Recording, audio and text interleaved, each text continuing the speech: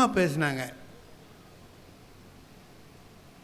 அப்போ அவங்க பேசினதில் ஆச்சரியமான செய்திகள்லாம் சொன்னாங்க. நீலகேசியை பற்றி சொன்னாங்க. ஒரே விஷயத்தை வாத்ஸ்யாயனர் எழுதுனா ஒத்துக்கிற, அது ஒரு பெண் எழுதுனா மறைக்கிற. அது அசிங்கம்னா அவர் எதுனால ஒத்துக்கிட்டீல்ல, அப்புறம் ஏன் இதை நீ மறுக்கிற? அது பெண்களை அடிமையாகி வைத்திருக்க வேண்டும். அவர்களெல்லாம் எழுதுறது வந்துட்டுதுன்னா, பெண்ணும் எழுத ஆரம்பிச்சிட்டான்னா நம்ம மரியாதை எங்கே போயிடுமோன்னு சொல்லிவிட்டு எல்லோரும் பயந்துருக்கான்னு தெரியுது. ஆனால் நம்முடைய தமிழர்கள் அப்படி பயந்ததில்லை. அருமையான சங்க இலக்கியத்தில் கவிஞர்களெல்லாம் அருமையான பெண்கள் எல்லாம் இருக்கிறார்கள். அவர்கள் எழுதிய செய்திகள் நுணுக்கமான செய்திகள்லாம் சொன்னார்கள். எவ்வளோ செய்தி சொன்னாங்க. அப்புறம் ஐயா சொன்னார், அவர் ரொம்ப அழகாக தன்னுடைய தலைப்பை புத்தம் புதிய புத்தகமே அப்படின்னா இன்றைக்கி எல்லாமே புதிய புத்தகம்தான். எஸ் ராமகிருஷ்ணன் எழுதினவருக்கும் கிடையாது, வயசு ஆகலை. ஜெயகாந்தன் எழுதினவருக்கும் வயசு, அது எப்படி ஆகும்? ராமனுக்கே இன்னும் வயசு ஆகலை.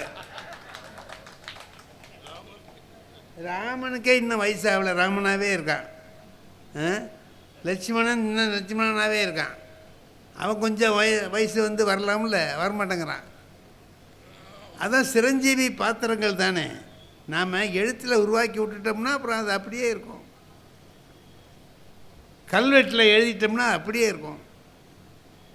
நீரில் எழுது, நீர் மேல் எழுத்துங்கிறான், போயிடும். இதில் இவங்க அதை அப்படியெல்லாம் பேசுகிறதுக்கு என்ன காரணம் அப்படின்னு கேட்டிங்கன்னா, அனுபவங்கிறது ஒரு பெரிய செல்வம். அனுபவங்கிறது ஒரு பெரிய செல்வம். அந்த அனுபவத்தை வெளியிடுறதுங்கிறது ஒரு பெரிய ஆற்றல். எங்கள் ஐயா பாட்டு பண்ணார். நான் வியந்து போயிட்டேன் ஐயா. எனக்கு இசை முரசு நாகூர் அனிபாவோட நல்ல பழக்கம் உண்டு. நான் நாகூரில் இருந்தேன். அவர் போகும்போது எனக்கும் அப்படி தான், மேலே போயிட்டார், இதுக்கு மேலே போக முடியாதுன்னு நினைப்போம். அப்புறம் 3 ஸ்டேஜ் போவார். அதுமாரி போனீங்க ஐயா. என்ன குரல்! இந்த குரல் எப்பொழுதும் இருக்கணும். நீங்கள் நல்லா பாடிக்கிட்டே இருக்கணும். ரொம்ப அழகாக இந்த நிகழ்ச்சி நேரமாயிட்டுங்கிறது ஒரு குறை தான். ஆனால் நல்ல நிகழ்ச்சி. நல்லது கொஞ்சம் நேரமானால் என்ன, அதனால் தப்பு இல்லை. எல்லோரும் இருந்து கேட்கலாம். நீங்கள் கேட்குற வரைக்கும் நான் பேசுவேன், இருக்கிற வரைக்கும் நான் பேசுவேன். 2 பேர் எழுந்திருக்கிறத பார்த்தா சரி போகிறோன்னு நிறுத்திடுவேன். இதான் அடையாளம் அப்படின்னு நிறுத்திடுவேன். அனுபவம் இருக்குங்களே, நல்ல வண்ணம் வாழலாம்னு சொன்னேன். அதை ஜிவி அவர்கள் சொல்கிற போது அதை நான் எங்கேருந்து எடுத்தேங்கிற நுட்பத்தை சொன்னார். அது ஒன்றும் பெரிய விஷயம் இல்லை, எல்லாருக்கும் தெரிஞ்ச தேவாரம். மண்ணில் நல்ல வண்ணம் வாழலாம் வைகளும், எண்ணில் நல்ல கதிக்கு யாதமோர் குறைவில்லை, கண்ணில் நல்ல அகுதூரும் கழுமல வளநகர், பெண்ணின் நல்லாளோடும் பெருந்தகை இருந்ததே. ஒரு நாம் இப்போ யாராச்சும் ஒருத்தரை பார்க்குறோம், சிங்கப்பூரில் ஒருத்தரை பார்க்குறோம்.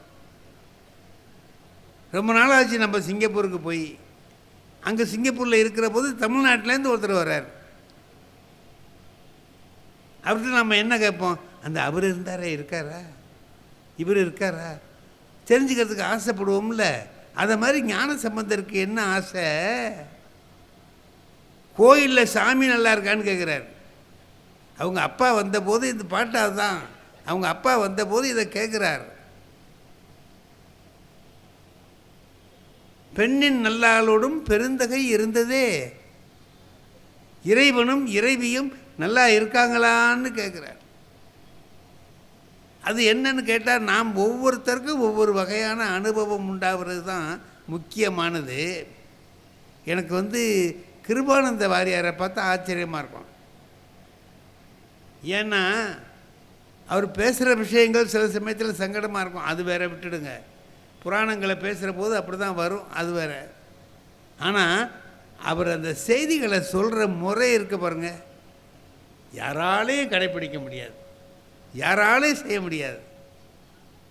திருவாரூரில் ஒரு தடவை பாரதம் சொல்கிறார், 10 நாளாக சொல்லிக்கிட்டு இருக்கிறார். இப்போது இன்னைக்கு சொல்ல போகிறாரு, சொல்லிகிட்டு இருக்கார், ஆரம்பிச்சிட்டார் கதையை. அன்னைக்கு யார் உபயம்னா, திருவாரூரில் ஒரு பெரிய ஜவுளி கடைக்காரர், முராசன்ஸுன்னு பேர், முராசன்ஸு, அவங்க உபயம். அன்னைக்கு செலவு பூரா அவங்களுடைய செலவு. அந்த பெரியவர் வந்திருக்கிறார், முதலாளி இங்கே வந்து உட்கார்ந்துருக்கிறார்.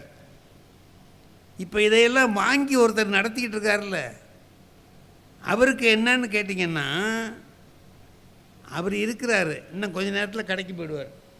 அவர் இருக்கும்போதே அவரை 2 வார்த்தை பாராட்டி பேசிவிட்டா நல்லா இருக்கும். போய் பணம் வாங்குறது அவர் தானே, அது கொடுக்கணும்ல, அதுக்காக வேண்டி அவர் சொல்கிறார். அவர் என்ன பண்ணுறாரு, இங்கேருந்து போய் நடத்துகிறவர் வாரியார்கிட்ட போய் சொல்கிறார், சாமி இன்றைக்கி முராசன்ஸ் உபயம் சாமி. சரி, பெரியவர் வந்திருக்கிறார், 2 வார்த்தை அவரை பாராட்டி பேசிடுங்க, இல்லைன்னா அவர் போயிடுவார் அப்படிங்கிறார். யோ, கதை சொல்லும்போது ஏயா குறுக்க குறுக்க வந்து பேசுகிற, போய அப்படின்னு அவரை திட்டுறார். வந்து சொன்னவரை திட்டி போன்னுட்டார், அவர் போயிட்டார். அவர் என்கிட்ட வந்து சொல்கிறாரு, கிழமை என்ன கத்துறா பார்த்தீங்களா, நான் போய் தான் பணம் வாங்கி ஆகணும், கேட்குற போது அந்த ஆள் தாராளமாக கொடுக்கணும்ல, 2 வார்த்தை சொல்லியாங்கிறேன், சொல்ல மாட்டேங்கிறாரு அப்படின்னாரு.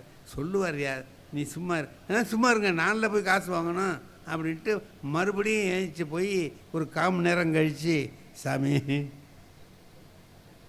பெரியவர் வந்திருக்கிறாரு, ஒரு 2 வார்த்தை அவரை பாராட்டி முராசன்ஸு உபயம்னு சொல்லி சொல்லுங்க சாமி அப்படின்னார். நீ போக மாட்டே நீ அப்படின்னு கத்துறாரு. கதை சொல்கிற போது குறுக்க குறுக்க வந்து பேசிக்கிட்டு போயா.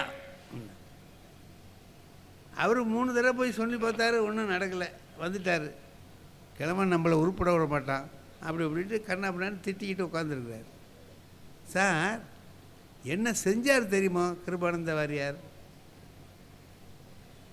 அந்த திரௌபதியை துகில் உரிகிற இடம் இருக்குல்ல, துச்சாதனன்னு இழுக்கிறான், சபையில் அவளை அவமானப்படுத்துகிறான், இழுக்கிறான், புடவை வருது. வாரியார் அதை எப்படி சொல்கிறாரு, வருது வயலட்டு கலரில் அரக்கு பார்டர் போட்ட புடவை வருது, பச்சை கலரில் மஞ்சள் கலர் போட்ட பார்டர் போட்ட புடவை வருது, முந்தியில் மயில் போட்டது வருது, கூஜா போட்டதாக வருது. இதை பார்த்துட்டு இழுத்துக்கிட்டு இருக்கிற துச்சாதனன் நினைக்கிறான், ஆஹா இந்த மாதிரி நம்ம பொண்டாட்டிக்கு கிடைக்க மாட்டேங்குதே, இது எங்கேருந்து வருதுன்னு தெரியலையே அப்படின்னு அவன் முழிச்சுக்கிட்டு மெதுவாக இழுக்கிறானா. துரியோதனன் பார்த்துட்டு இது மாதிரி கிடைச்சதுன்னா பானுமதிக்கு ஒன்று வாங்கலாமேன்னு நினைக்கிறான். இதெல்லாம் போகட்டும், கிருஷ்ண பரமாத்மா தானே இதை அனுப்புகிறாரு, அதை சொல்லி ஒரு தேவதைக்கிட்ட சொல்கிறாரு, தேவதை அனுப்பிட்டுருக்கு. இப்போ கிருஷ்ண பரமாத்மா அதை பார்த்துட்டு, ஆஹா ரொம்ப நல்ல சேலையாக இருக்குதே, இது மாதிரி கிடைச்சதுன்னா பாமாவுக்கு ஒன்று வாங்கி கொடுக்கலாம், ருக்மணிக்கு ஒன்று வாங்கி கொடுக்கலாம், கிடைக்கலையே நம்ம பயில்வா வாங்கிட்டு வர்றது இந்த மாதிரி வாங்க மாட்டேங்கிறான்னு விளையாட்டு அந்த இழுத்து விடுற தேவதை இருக்குல்ல, அதுக்கிட்ட கேட்குறான் கிருஷ்ண பரமாத்மா, இதெல்லாம் எங்கேருந்துடா வருது அப்படின்னு. எல்லாம் முராசன்ஸ்லேருந்து வருதுங்க.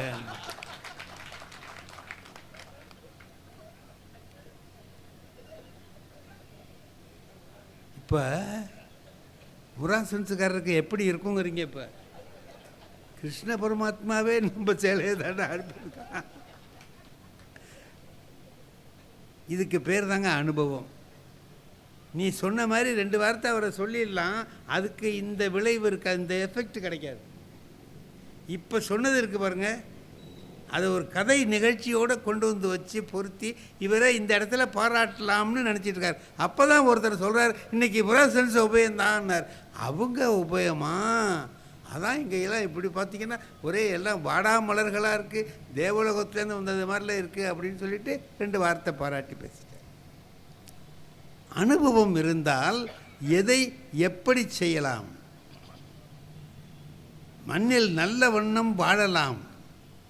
நல்ல வண்ணம் வாழலாம்னா திருவள்ளுவர் கூட தான் சொல்கிறாரு, வையத்துள் வாழ்வாங்கு வாழ்பவன் வானுரையும் தெய்வத்துள் வைக்கப்படும்னு சொல்கிறார். வாழ்வாங்கு வாழ்கிறது எப்படி? வாழ்வாங்கு வாழ்ந்தா நீ தெய்வத்தில் போயிடுவடா நீன்னு சொல்கிறார். சரி போகட்டும், எப்படி வாழணும், என்ன செய்யணும் சொன்னாரா? அம்னா அவர் பாக்கி சொல்லியிருக்கிறத பூரா கேட்டால் அதுதான் வாழ்வாங்கு வாழ்தல். மற்றதெல்லாம் என்னென்ன சொல்கிறாரோ அவ்வளோதையும் கேட்டால். ஒன்று சொல்கிறேன், முல்லா இருந்தார்ல, நசருத்தீன் முல்லா, அவர் சொல்கிற கதைகள் பூராவும் பார்த்திங்கன்னா எல்லாமே ஒரு வேடிக்கையாக இருக்கும், அதுக்குள்ளே ஒரு கருத்து இருக்கும். அவர் ஒரு நாள் என்ன பண்ணுறாரு, கழுதையில் ஏறி இப்படி போகிறார், எங்கேயோ போகிறாரு. எதுக்கு அவருடைய நண்பர் ஒருத்தர் வந்தவர் கேட்குறாரு, முல்லா எங்கே போகிறீங்கன்னு கேட்டார். இதுக்கு ஏதாவது பதில் சொல்லணும்ல. என்ன கேட்டேன், எங்கே போகிறேன்னு கேட்டேன் அப்படின்ட்டு போயிட்டான். என்ன கேட்ட கேள்விக்கு பதில் சொல், எங்கே போகிறேன்னு தானே கேட்டேன், சொன்னால் என்ன குறைஞ்சா போயிடுவான், சிரிச்சிட்டு போகிறான். திமிரு ஜாஸ்தியாக போச்சு, பணம் ரொம்ப கூட்டிகிட்டு போல இருக்குது, அதனால தான் திமிரு, பேசக்கூட மாட்டாங்க, கேட்குறதுக்கு கூட பதில் சொல்ல மாட்டேங்கிறான்னுட்டு ஒரு வருத்தமாக இருக்கான். மறுநாள் அதே மாதிரி போகிறார் கழுதையில். முல்லா அண்ணா, என்ன அண்ணா எங்கே போகிறீங்க அப்படின்னா, அப்படின்ட்டு போயிட்டார். 2-3 நாள் கேட்டான், பதில் சொல்லல. அவனுக்கு ரொம்ப கோபம் வந்துடுச்சு. ஒரு நாள் முல்லா நடந்து வர்றார். யோ முல்லா, என்னய்யா உனக்கு திமிரு ஜாஸ்தியாக போச்சு, கேட்டால் பதில் கூட சொல்ல மாட்டேங்கிற, என்னது, என்ன எப்போ கேட்டீங்க, என்ன கேட்டீங்க, கழுதையில் போனில்ல, ஆமாம், நான் என்ன கேட்டேன் உன்ட்ட, எங்கே போகிறேன்னு தானேயா கேட்டேன், சொன்னீன்னா என்ன குறைஞ்சா போடுவ, சொல்லல நீ அப்படின்னா.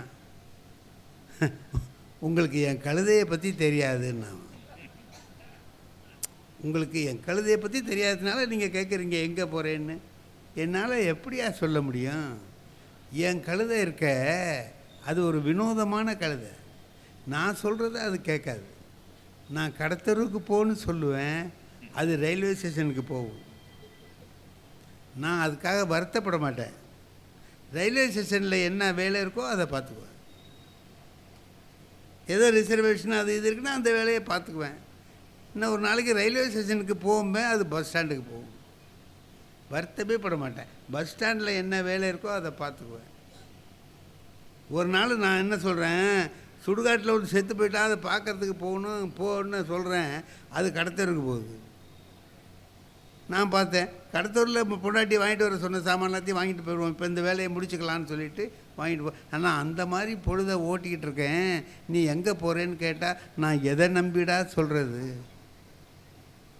அதுக்கு அவன் கேட்டான், சொன்ன பேச்சு கேட்காத கழுதையை ஏன் வச்சுருக்க, விற்றுவிட்டு வேறு கழுதை வாங்க வேண்டியது தானேன்னா.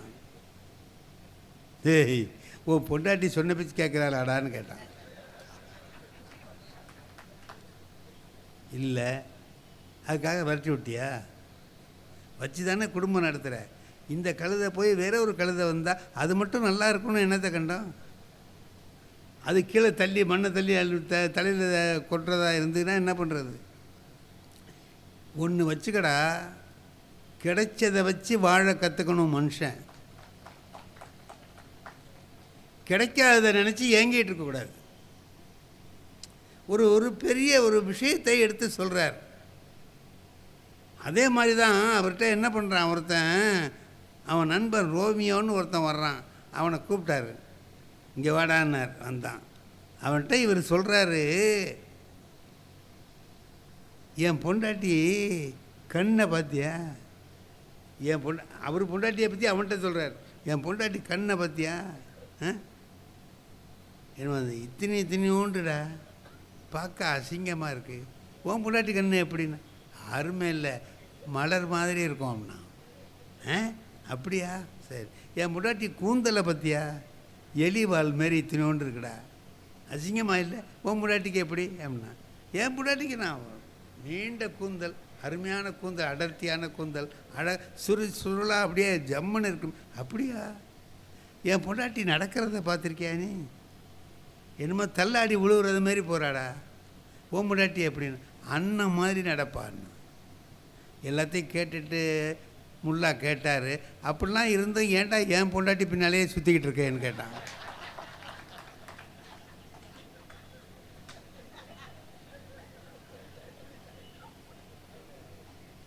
இதில் என்ன விஷயம் இருக்குது தெரியுதா? நம்மக்கிட்ட இருக்கிறது எவ்வளவு உயர்ந்ததுங்கிறது நமக்கு தெரியல. நம்மகிட்ட இருக்கிற பொருள் எவ்வளவு உயர்ந்தது அப்படிங்கிறத நமக்கே தெரியல. இன்னொருத்தன் சொல்ல வேண்டியதாக இருக்கு. நல்ல பொருளை வச்சுக்கிட்டு தேவையில்லாத ஒன்றுக்காக அலையிறான் பாருங்க, அது மனிதக்கிட்ட இருக்கக்கூடிய ஒரு கெட்ட குணம். அதை சுட்டி காட்டுறான். அந்த கதையில் வர்ற விஷயம் என்னன்னா அதுதான்.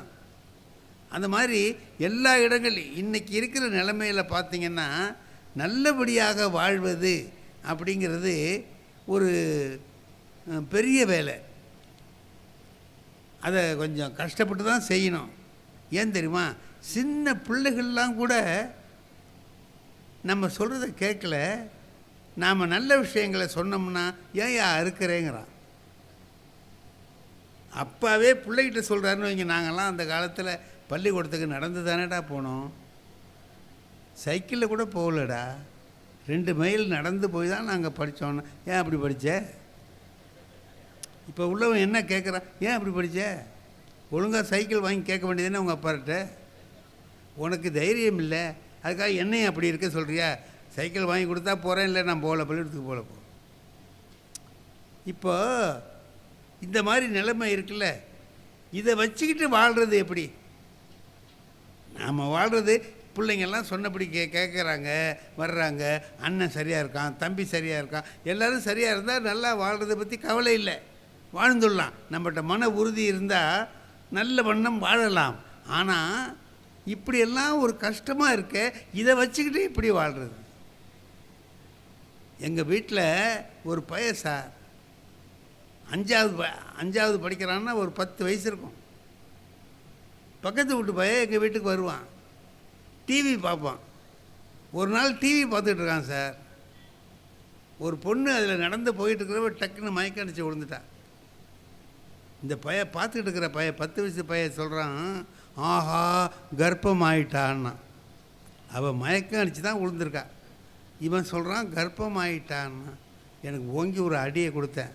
ஏண்டா நீ எப்படா சொல்கிற அப்படின்னா, இருங்க நீங்களே சொல்லுவீங்க இன்னும் கொஞ்சம் நேரம் கழிச்சு, பேசாமல் பாருங்கன்னா. அவரை ஆஸ்பத்திரி கொண்டு போனேன், டாக்டர் சொல்கிறாரு இவன் கர்ப்பமாக இருக்கான்னு. நான் இவனை கேட்குறேன் எப்படா கரெக்டாக சொன்னேன்னு. நீங்கள் இவ்வளவு நாள் டிவி பார்க்குறீங்களே, உங்களுக்கு இது தெரியல பார்த்தீங்களா? ஒரு பொண்ணு மயங்கி விழுந்தாலும் சரி, வாந்தி எடுத்தாலும் சரி, அவள் கர்ப்பமாக இருக்கான்னு அர்த்தம்னு 10 வயசு பையன் எனக்கு சொல்கிறான். இது காலம், இது இப்போ இருக்கிற காலம். அந்த பயல்கிட்ட என் மனைவி என்ன சொல்கிறாங்க, வீட்டுக்கு வேண்டியதாக இருக்குடா, அவங்க வீட்டில் மாடெல்லாம் இருக்குது, கொஞ்சம் சாணி எடுத்துகிட்டு வாடாங்கிறேன். பசுஞ்சாணி கொஞ்சம் எடுத்துகிட்டு வா, வேண்டியதாக இருக்குது வீட்டுக்குன்னு. எடுத்துகிட்டு வரேன். எடுத்துகிட்டு வர்றேன்னு சொல்கிறானே சேவை, போக மாட்டேங்கிறான் சார். எடுத்துகிட்டு வரேன் பேசாமல் இருங்க. ஏடா இப்போ வேணும்டா எடுத்துகிட்டு, அதான் எடுத்துக்கிட்டு வரேன்னு சொல்லிட்டேன்ல, பேசாமல் இருங்க. இது 2-3 தடவை சொல்லி பார்த்தாங்க என் மனைவி, அவன் கேட்கல. அதோட என்ன பண்ணிட்டாங்க, பேசாமல் இருந்துட்டாங்க.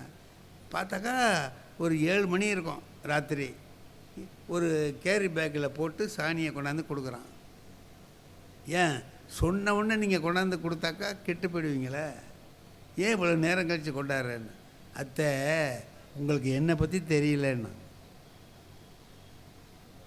என்ன இந்த தெருவில் உள்ள பயல்கள்லாம் ஒரு நல்ல விதமாக மதிப்போடு வச்சுருக்கானுவோ. சாணியை கையில் எடுத்து வர்றதை பார்த்தானுன்னா அடே சாணின்னு என்னை கூப்பிட ஆரம்பிச்சிருவானுவோ. அதுக்காக தான் கொஞ்சம் பொழுது போனோன்னு என் இமேஜையே கெடுக்க பார்க்குறீங்களேங்கிறான். 10 வயசு இவனை வச்சுக்கிட்டு நாம் என்ன செய்ய முடியுங்கிறீங்க?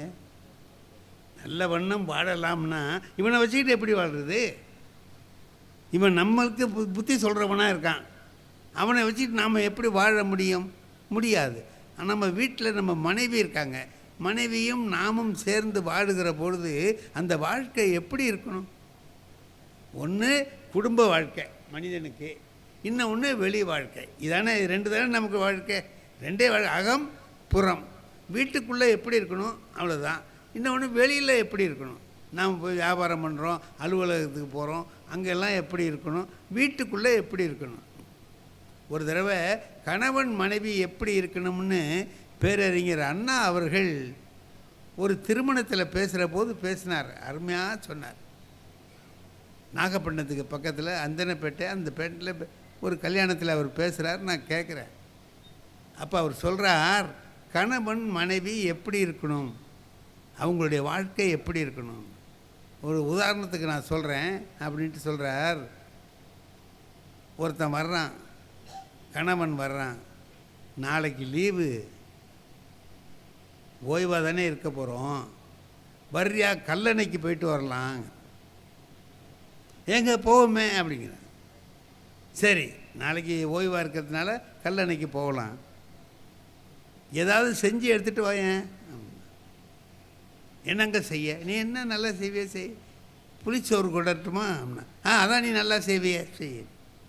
புளிச்சோறு செஞ்சு எடுத்துக்கிட்டு கல்லணைக்கு போயாச்சு. கல்லணையில் எல்லாம் சுற்றி பார்த்தாச்சு. மத்தியானம் உட்காந்து சாப்பிட்றதுக்கு உட்கார்றாங்க. இப்போ அந்த மனைவி என்ன செய்கிறா, ஒரு பிளேட்டை எடுத்து அதில் புளிச்சோரை வச்சு கொடுத்து சாப்பிடுங்கிறார். வாங்கி சாப்பிட வேண்டியது என்னங்க? இவன் என்ன சொல்கிறான், இப்படி தான் வீட்லேயே சாப்பிட்லாமே, அதுக்கு எதுக்கு கல்லணைக்கு வரணும்? என்னங்க இது? நீங்கள் தான் புளிச்சோறு செய்ய சொன்னீங்க, செஞ்சுட்டேன், எல்லாம் இருக்குது. அப்படி இருக்கும்போது ஏன் இந்த வீட்டில் இருக்கிற மாதிரி இருக்குங்கிறீங்க நீங்கள் அப்படின்னா, இது நீ வீட்லேயும் இந்த மாதிரி தான் ஒரு தட்டில் வச்சு கொடுப்பேன், நான் வாங்கி சாப்பிடுவேன், இதானே நடக்கும். அது கல்லணைக்கு வந்து அதானா?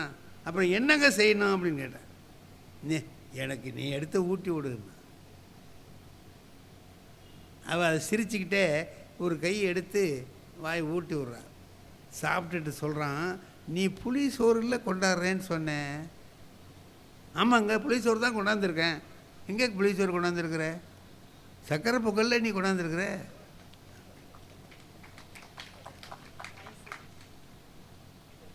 என்னங்க சக்கரை பொங்கல்ங்கிறைய? இல்லை, நீ சக்கரை பொங்கல் தான் கொண்டு வந்துருக்குற. புளிச்சோறு கொண்டு வரேன்னு சொல்லிவிட்டு சக்கரை பொங்கல் எடுத்துருக்குற. இல்லைங்க, புளிச்சோறு தான், இந்த பார் இரு அப்படின்னு ஒரு வாயை எடுத்தான். ஒரு புடியை எடுத்து அவளுக்கு ஊட்டி விட்றான். இப்போ நோக்கம் என்ன தெரியுதா? அவளுக்கு ஊட்டி விடணுங்கிறதா நோக்கம். எடுத்து ஊட்டி விட்டு என்னன்னு பாரு அப்படின்னா, புளிச்சோறு தானங்களா என்ன? அப்படியா? அப்போ நீ உன் கைப்பட்ட உடனே புளிச்சோறு சக்கரை பொங்கலாக போயிட்டுது. இப்படி சொல்லி வாழ்ந்து பாருங்க, அந்த வாழ்க்கை எப்படி இருக்கும் தெரியுமான்னு அண்ணா சொல்கிறார். ஒரு நிகழ்ச்சியாக சொல்கிறார்.